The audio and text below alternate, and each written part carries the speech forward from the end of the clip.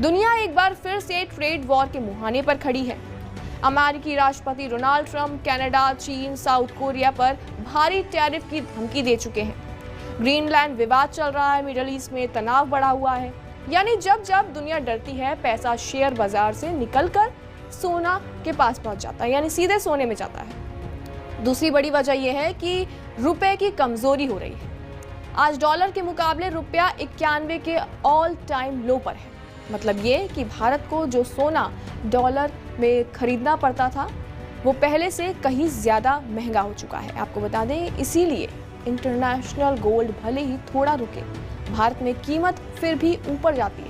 हालांकि तीसरा इसका बड़ा कारण ये भी है, और उसकी बड़ी वजह ये भी है कि सेंट्रल बैंकों की खरीदारी भी बहुत ज़्यादा बढ़ी है। भारत ही नहीं, दुनिया भर के सेंट्रल बैंक तेज़ी से सोना जमा कर रहे हैं। आरबीआई से लेकर यूरोप और एशिया के बैंक इसमें शामिल हैं।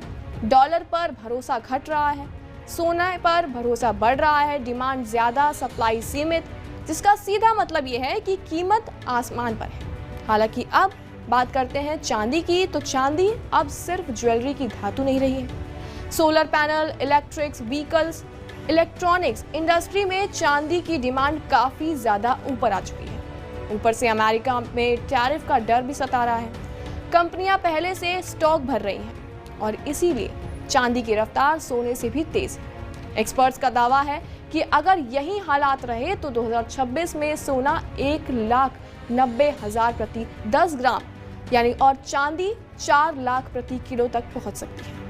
तो वहीं इकोनॉमिक सर्वे भी साफ कहता है कि सोना और चांदी की तेजी भारत की घरेलू मांग की वजह से नहीं, बल्कि वैश्विक अनिश्चितता का आईना बन चुकी है। और यही वजह है कि कोर इन्फ्लेशन में सोना और चांदी को शामिल ही नहीं किया जाता। मतलब ये कि देश के अंदर हालात संभले हुए हैं, लेकिन दुनिया डरी हुई है। यानी कि साफ है कि सोना इसलिए नहीं चढ़ रहा है क्योंकि लोग खरीद रहे हैं, सोना इसलिए चढ़ रहा है क्योंकि दुनिया डर रही है। और जब तक ग्लोबल टेंशन, कमजोर रुपया और ट्रेड वॉर का समय और साया रहेगा, तब तक सोना चमकता रहेगा, लेकिन आम आदमी की पहुंच से काफी दूर रहेगा।